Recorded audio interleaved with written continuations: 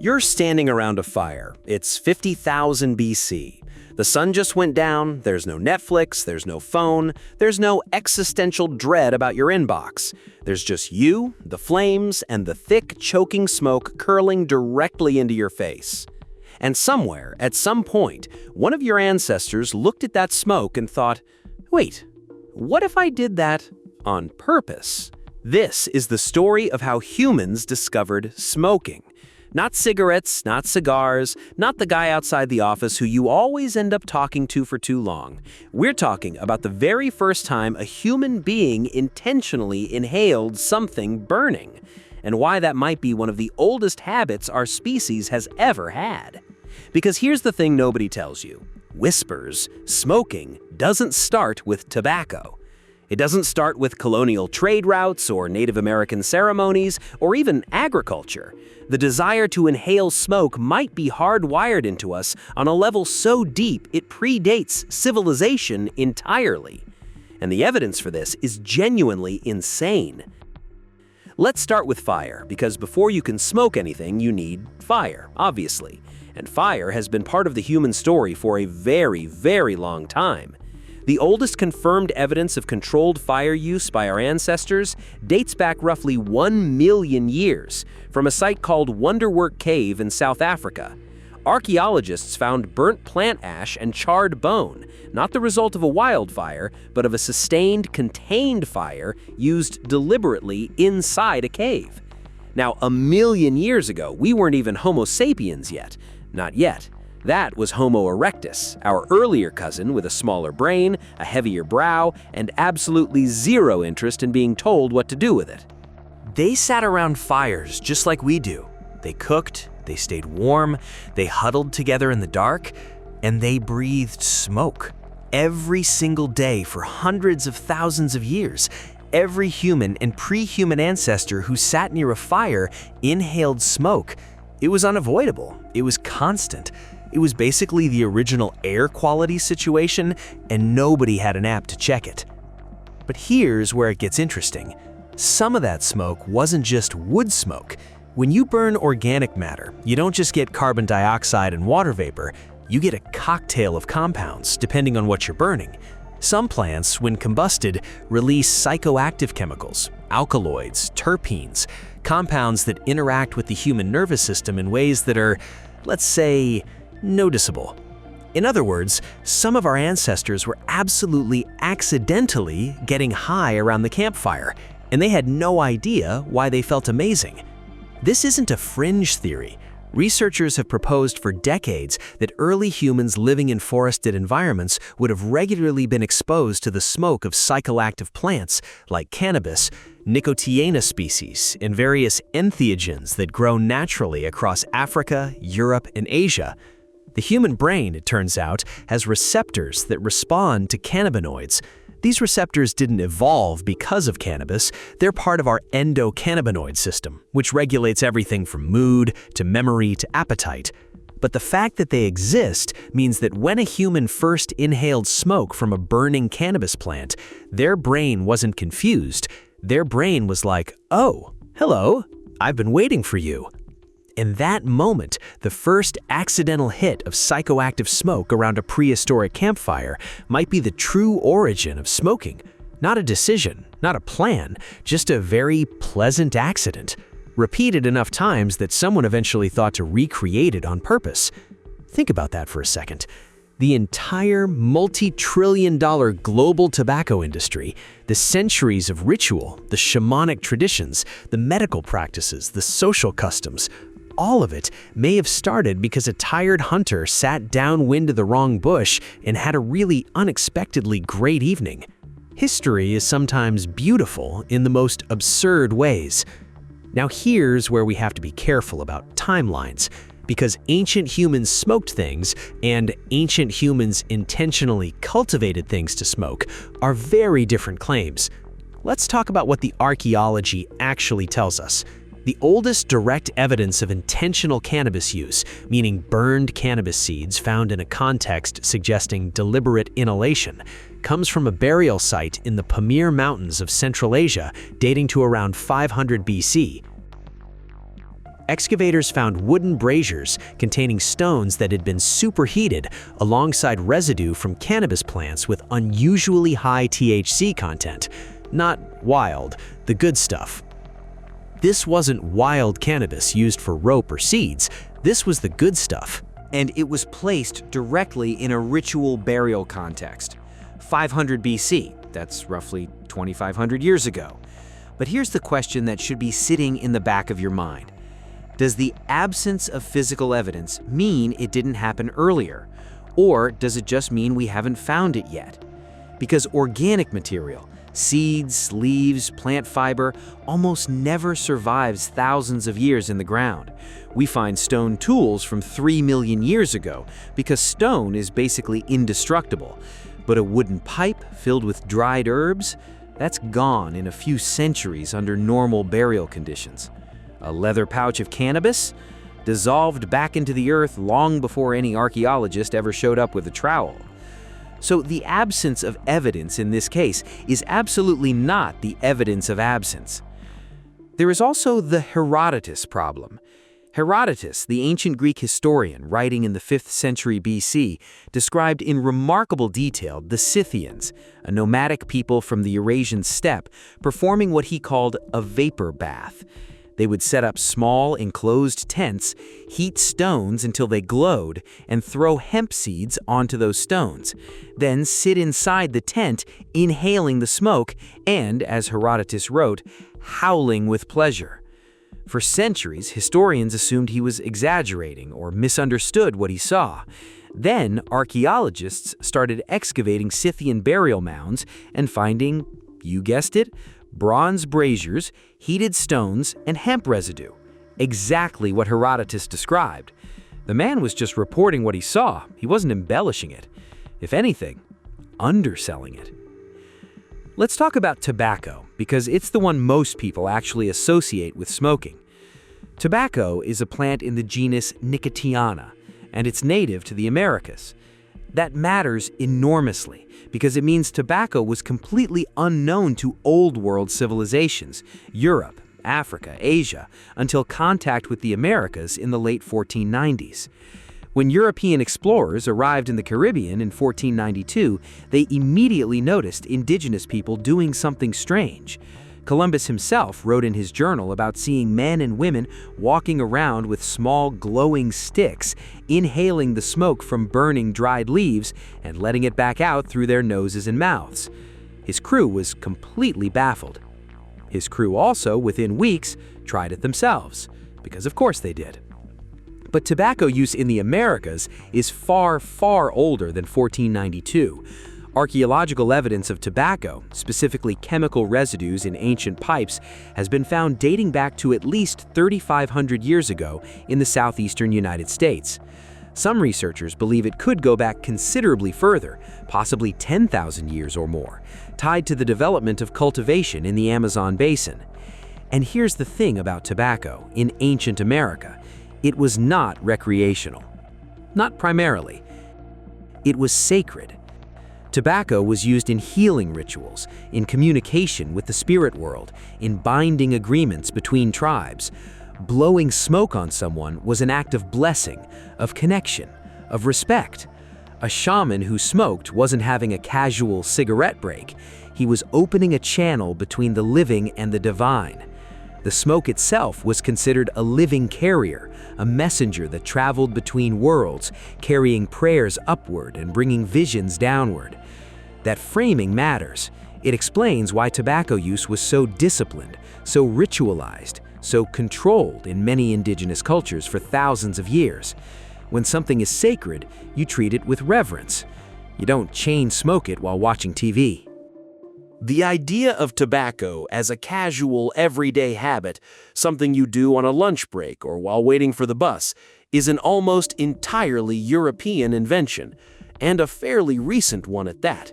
Now, let's go back even further, because there's a piece of this story that most people have never heard, and it might be the oldest evidence of intentional smoking in the entire archaeological record.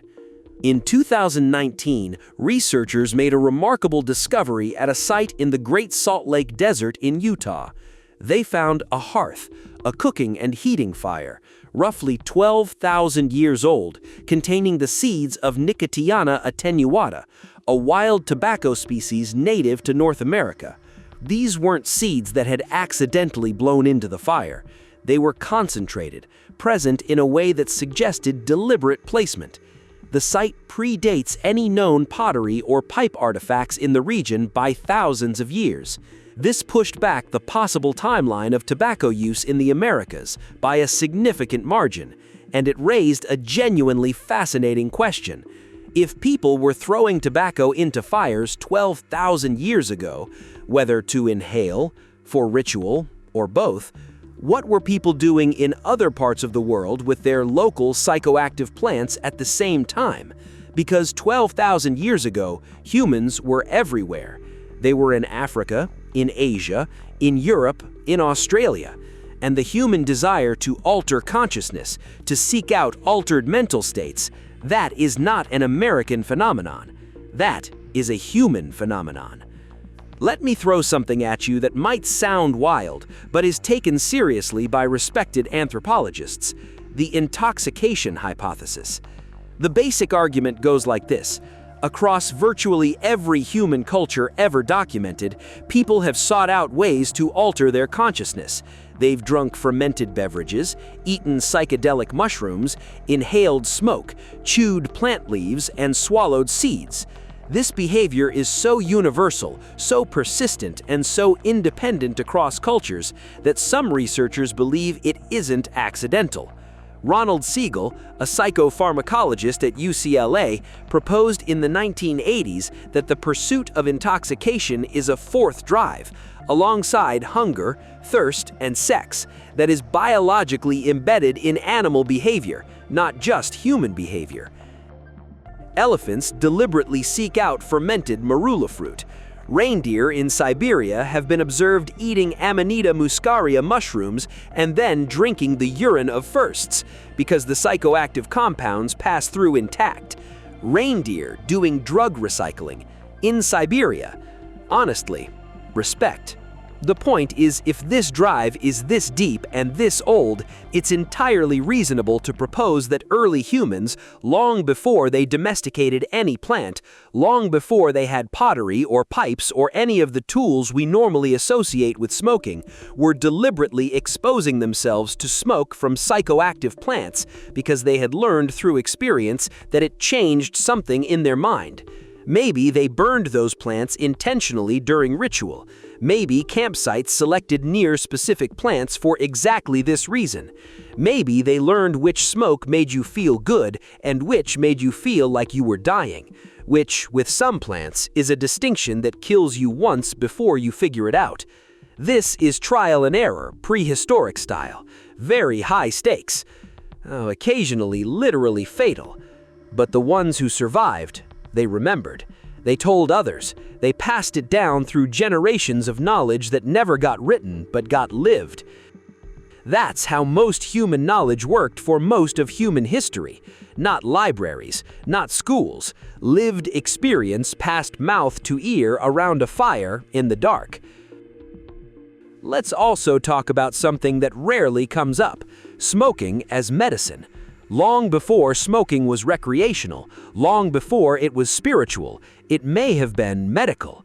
The Ebers Papyrus, one of the oldest medical documents in the world, dates to ancient Egypt around 1550 BC. It describes treatments for throat and lungs, inhalation of heated herb smoke.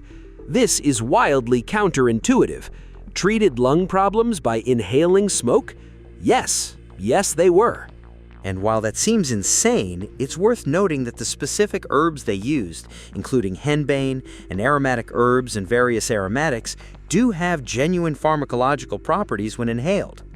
The ancient Greeks used fumigation, therapeutic smoke, regularly. Hippocrates, the guy you take an oath named after if you become a doctor, wrote about herbal vapors, diseases of lungs, and other conditions. The thinking wasn't crazy by the standards of the time. Smoke reaches lungs directly, medicinal properties, logical delivery method. The lungs as a delivery mechanism, inhaled medicine. We still do this today. with asthma inhalers, anesthetic gases, nebulizers. The delivery method survived. The burning part, thankfully, mostly didn't. Ancient Indian Ayurvedic medicine, dating back 3,000 plus years, describes a practice called dhumapana, smoke drinking. Ancient Ayurvedic practice, literally smoke drinking, inhalation of medicinal herbs through pipes. The texts describe specific plants, specific conditions, specific preparations, detailed protocols. This wasn't casual or improvised, it was a sophisticated medical system with centuries of refinement behind it. Across ancient China, ancient Mesopotamia, ancient Greece, ancient India, in virtually every early civilization, there is evidence of people inhaling smoke deliberately, for therapeutic purposes, as a recognized medical practice. Not addicted, not because it was cool, because it worked. Or at least it worked sometimes, worked enough times that they kept doing it. And in a world without antibiotics, without surgery, without any of the tools modern medicine takes for granted, worked sometimes was a pretty meaningful bar to clear. There's another angle: social bonding. Humans are deeply social. Group cohesion equals survival. We evolved in groups, and group cohesion, the ability of a group to stay together, trust each other, act in coordination, was literally a matter of life and death for most of our evolutionary history. Isolated individuals died. Groups survived. Anything that enhanced social bonding had genuine survival value. And shared rituals, including shared consumption of psychoactive substances, are extraordinarily powerful tools for social cohesion. Shared altered experience. When a group of people undergo a shared altered experience together, it creates a sense of connection, of trust, of mutual understanding that is very hard to replicate any other way.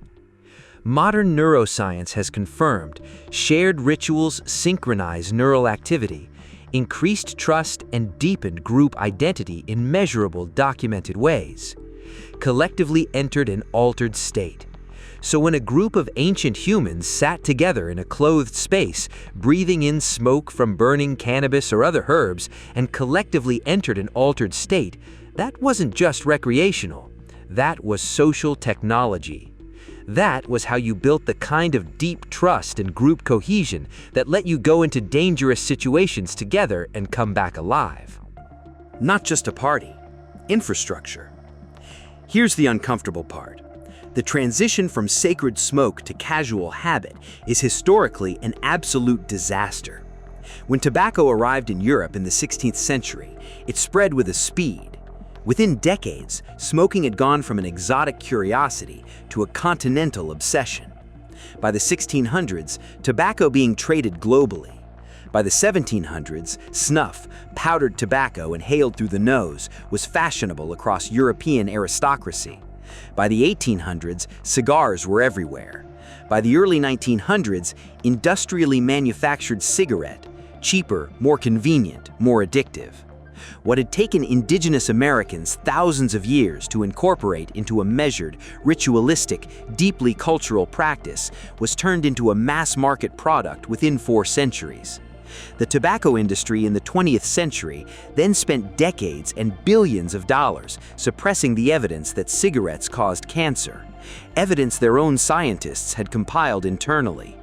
Marketed cigarettes to children, hired doctors to endorse their products. They added chemical compounds specifically to make nicotine hit faster and harder and leave the system more quickly, maximizing addiction. They turned something ancient and ritualistic and communal into a product specifically engineered to be as physically destructive and as financially extractive as possible. Same plant, almost nothing else in common. The gap between a shaman in 500 BC placing cannabis on hot stones in a ritual burial and a tobacco company executive in 1960 signing off on marketing cigarettes to teenagers is one of the larger moral chasms in human history.